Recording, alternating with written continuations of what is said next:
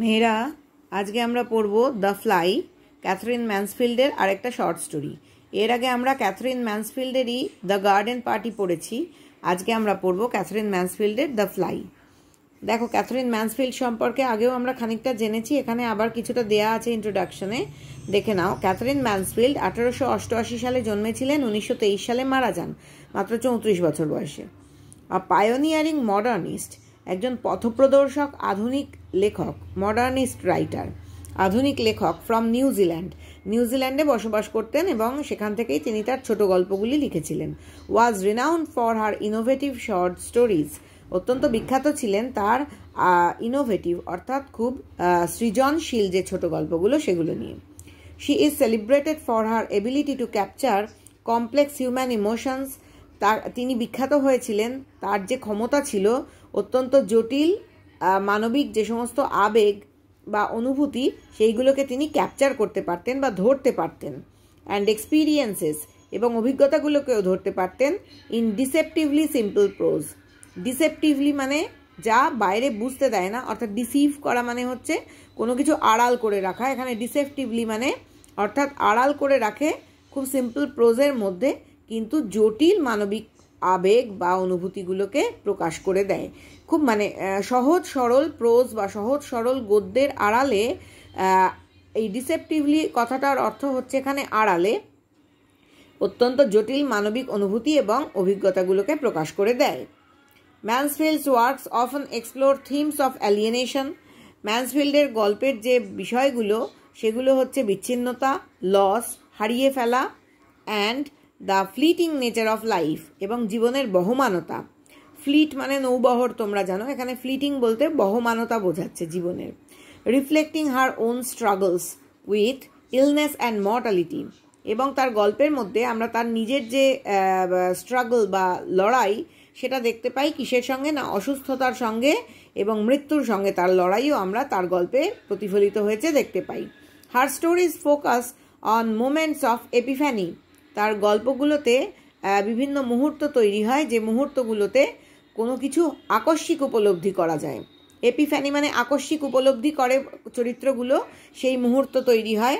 And are characterized by vivid imagery, এবং সেই সঙ্গে তার বিশেষত্ব হচ্ছে ভিভিড ইমেজারি অর্থাৎ এমন বিস্তৃত চিত্রকল্প যা পরিষ্কারভাবে গল্পের অর্থকে বুঝিয়ে দেয়। সাটল সিম্বলিজম, সাটল মানে সূক্ষ্ম, সিম্বলিজম মানে রূপক, রূপকের মাধ্যমে বুঝিয়ে দেয়। অ্যান্ড সাইকোলজিক্যাল ডেপথ, এবং গভীর অন্তঃস্থলের অনুভূতি, সাইকোলজিক্যাল মানে মানসিক গভীরতা থেকে সব কিছু বুঝিয়ে দেয়। Influenced by Anton Chekhov, Anton চেকভের দ্বারা ভীষণভাবে প্রভাবিত ছিলেন Katherine Mansfield. She rejected traditional narrative structures, তিনি ঐতিহ্যগত যে বর্ণনার কাঠামো সেটাকে তিনি বাতিল করেছিলেন, অর্থাৎ ওই রকম বর্ণনার কাঠামো তিনি তার ছোট গল্পে অনুসরণ করেননি। ফেভারিং ইমপ্রেশনিস্টিক টেকনিক্স, এবং প্রভাব বিস্তারকারী অর্থাৎ ইমপ্রেশন একটা আর্ট কি বলবো মুভমেন্ট, অর্থাৎ ইমপ্রেশনিজম যারা ফলো করত তারা একদম সুনির্দিষ্ট রেখার মাধ্যমে আঁকতো না, খানিকটা অবয়বের মাধ্যমে বুঝিয়ে দিত।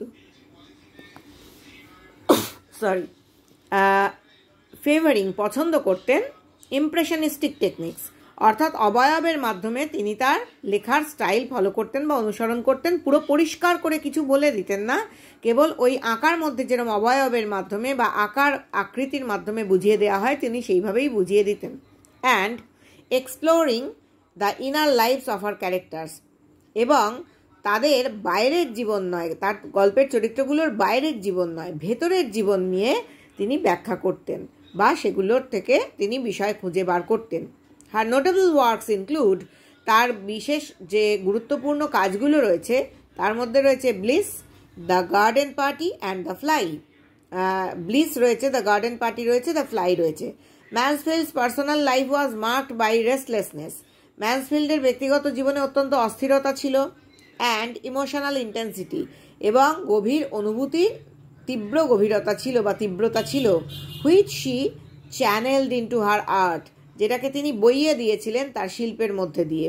ডেসপাইট হার প্রিম্যাচিওর ডেথ, তার অনেক আগেই মারা যাওয়া সত্ত্বেও ফ্রম টিউবারকিউলোসিস, টিবি হয়ে তিনি মারা গিয়েছিলেন অ্যাট 34, 34 বছর বয়সে। Her contributions to modernist literature remain profound, তার আধুনিক সাহিত্যের প্রতি তার যে অবদান সেটা কিন্তু বিরাট হয়ে রয়ে গেছে। And she continues to influence contemporary writers, এখনও তিনি আমাদের সমসাময়িক লেখকদের প্রভাবিত করে চলেছেন। এরপরে দেখো অ্যাবাউট দ্য টেক্সট, আমরা চলে এলাম গল্পটা সম্পর্কে যা বলা হয়েছে এখানে সেটা দেখব। Katherine Mansfield's the fly is a masterful exploration of grief, mortality and the fragility of human resilience. Katherine ম্যানসফিল্ডের দ্য ফ্লাই গল্পটি একটা মাস্টারফুল, অত্যন্ত দক্ষ খোঁজ, এক্সপ্লোরেশন, খুঁজে বার করা বা দক্ষ অন্বেষণ, কিসের না, দুঃখের, মানুষের মরণশীলতার, যে প্রত্যেকটা মানুষই মরণশীল সেই সত্যটার, অ্যান্ড দ্য ফ্র্যাজিলিটি অর্থাৎ ভঙ্গুরতা, অফ হিউম্যান রেজিলিয়েন্স মানুষের জীবনের স্থিতিস্থাপকতা, অর্থাৎ মানুষের জীবন পূর্বাবস্থায় কিভাবে ফিরে আসে এবং ফিরে আসতে আসলে পারে না, কারণ মানুষের জীবন পূর্বাবস্থায় ফিরে আসার বিষয়টাই ভীষণ ভঙ্গুর, সেইটাই তিনি তার গল্পে দেখিয়েছেন। Set in the aftermath of world war 1, প্রথম বিশ্বযুদ্ধের পরবর্তীতে তার গল্পগুলো প্রতিষ্ঠিত, অর্থাৎ প্রত্যেকটা গল্পের পটভূমিকাই হচ্ছে প্রথম বিশ্বযুদ্ধের পটভূমিকায় লেখা বা প্রথম বিশ্বযুদ্ধের ঠিক পরবর্তী সময়ের পটভূমিকায় লেখা। The story revolves around and unnamed boss, এই গল্পটা প্রবাহিত হয় বা গল্পটা একজন নাম না জানা বসকে ঘিরে আবর্তিত হচ্ছে। Who struggles with the death of his son, যে লড়াই করে চলেছে তার ছেলের মৃত্যুর সঙ্গে, অর্থাৎ তার ছেলে মারা গিয়েছে। ডেসপাইট ইয়ার্স অফ সাপ্রেশন, বহু বছর ধরে তার ছেলের মারা যাওয়ার সত্যটাকে তিনি তার নিজের মনের মধ্যে সাপ্রেস করে রেখেছেন, চেপে রেখেছেন। এই চেপে রাখা সত্ত্বেও তিনি যে লড়াইটা করে চলেছেন ছেলের মৃত্যুর সত্যতা নিয়ে, সেটাও এখানে দেখানো হয়েছে। দ্য ন্যারেটিভ শিফটস, বর্ণনামূলক বদল, অর্থাৎ এক সিচুয়েশন থেকে আরেক সিচুয়েশনে চলে যাওয়া বা শিফট করা। When the boss tortures a fly that has fallen into an ink pot, boss কি করছেন, অত্যাচার করছেন একটি মাছির ওপর, যে মাছিটা একটা কালির দোয়াতের মধ্যে পড়ে গিয়েছে বা কালির পাত্রের মধ্যে পড়ে গিয়েছে। গল্পটা এখানে বদলে যায় বা গল্পটার পটভূমিকা বদলে যায় এবং গল্পটা চলে যায় এক বসের ওই একটা মাছির ওপর অত্যাচার করাকে কেন্দ্র করে। সেই কাজটার সিম্বল বা রূপকটা কি দেখো এখানে, an act loaded with symbolism, এইটা এমন একটা কাজ যেটাতে প্রচুর রূপক অর্থ রয়েছে বা রূপকের মাধ্যমে অনেক কিছু বোঝাবার চেষ্টা করা হয়েছে। The fly represents human endurance, এই মাছিটা উপস্থাপন করছে, কি করছে দেখো, মানুষের সহনশীলতা বা সহ্য শক্তি বা সহ্যের ক্ষমতা, এগেনস্ট লাইফস অ্যাডভার্সিটিস, মানুষের জীবনের প্রতিকূল পরিবেশের বিরুদ্ধে মানুষের যতটা সহনশীলতা সেইটাকেই এখানে উপস্থাপন করছে এই মাছিটা। হোয়াইল ইটস ইনএভিটেবল ডেথ আন্ডারস্কোর্স, যেখানে এই মাছিটার অবশ্যম্ভাবী মৃত্যু অত্যন্ত গুরুত্ব দিয়ে দেখাচ্ছে the futility of resistance against mortality, যে মানুষের মরণশীলতার বা প্রাণীদের মরণশীলতার বিরুদ্ধে মানুষের যে রেজিস্ট্যান্স বা প্রতিরোধের ক্ষমতা সেটা আসলে ব্যর্থ। ফিউটিলিটি মানে যার কোনো অর্থই নেই, ফিউটাইল, ব্যর্থ, অর্থাৎ মানুষের প্রতিরোধের ক্ষমতা বা প্রতিরোধের বিষয়টা মানুষের মরণশীলতার বিরুদ্ধে আসলে কোনো কাজই করে না, সেটা একেবারেই একটা বিষয় অফ ফিউটিলিটি, মানে একটা থিম অফ ফিউটিলিটি, ব্যর্থ জিনিস।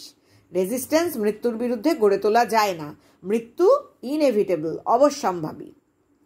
ম্যানসফিল্ডস মিনিমালিস্টিক স্টাইল, ম্যানসফিল্ডের অত্যন্ত মিনিমাল কথাটা এসছে মিনিমাম থেকে, অর্থাৎ ন্যূনতম যে লেখার কায়দা, অর্থাৎ তার মধ্যে খুব বেশি অলংকার নেই, খুব বেশি বর্ণনা নেই, মিনিমালিস্টিক স্টাইল, একেবারে ন্যূনতম যেটুকুনি কথায় না বললেই নয় সেই কায়দাটা অনুসরণ করেই তিনি উপস্থাপন করেছেন তার ছোট গল্পের বিষয়।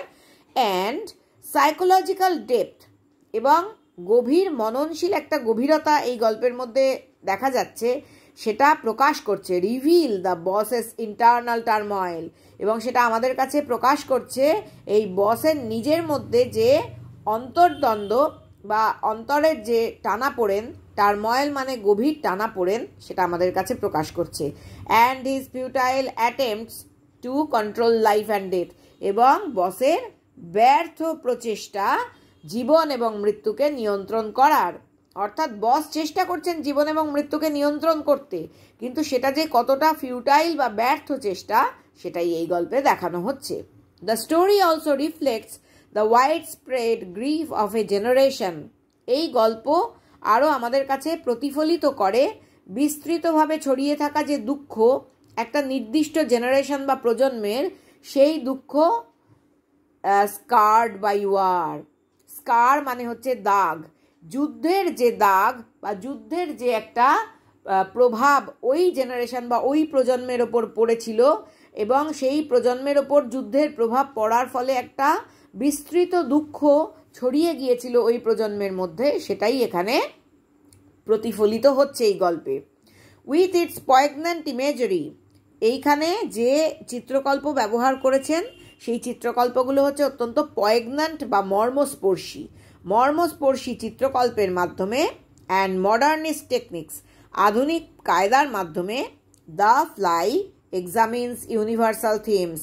দ্য ফ্লাই গল্পটা পরীক্ষা করে দেখে ইউনিভার্সাল অর্থাৎ সারা জগতে, বিশ্বজগতে, বহির্জগতে, সমস্ত বিশ্বে যে সমস্ত থিম বা বিষয়গুলো নিয়ে চর্চা হচ্ছিল, সমস্ত থিমগুলো বা বিষয়গুলোকে বা কি বলবো, ইউনিভার্সাল যে বিষয়গুলো, আবিশ্বের যে বিষয়গুলো, সেইগুলোকে পরীক্ষা করে দেখে। Inviting readers two reflect on the fleeting nature of life, এবং আমন্ত্রণ জানায় পাঠকদের প্রতিফলিত করতে সেই জীবনের, মানুষের জীবনের যে বহমান চরিত্র বা মানুষের জীবনের যে বহমানতা, সেইটা পাঠকদের আমন্ত্রণ জানিয়ে এই গল্পের মাধ্যমে সেটা দেখায়। And the inescapable reality of loss, এবং মানুষের জীবনে কোনো কিছু হারিয়ে ফেলার যে বাস্তবতা রয়েছে, এবং হারিয়ে ফেলার বাস্তবতাকে ইনএসকেপেবল, তার থেকে পালিয়ে যাওয়া যায় না। মানুষের জীবনের যে হারিয়ে ফেলা, অর্থাৎ দেখবে সেই বুদ্ধদেবের গল্পের মতো এমন কোনো বাড়ি আছে যেখানে মৃত্যু হয়নি, সেখান থেকে এক মুঠো সর্ষে আনতে হবে, কিন্তু তেমন কোনো বাড়ি পাওয়া যায়নি যেখানে মৃত্যু প্রবেশ করেনি।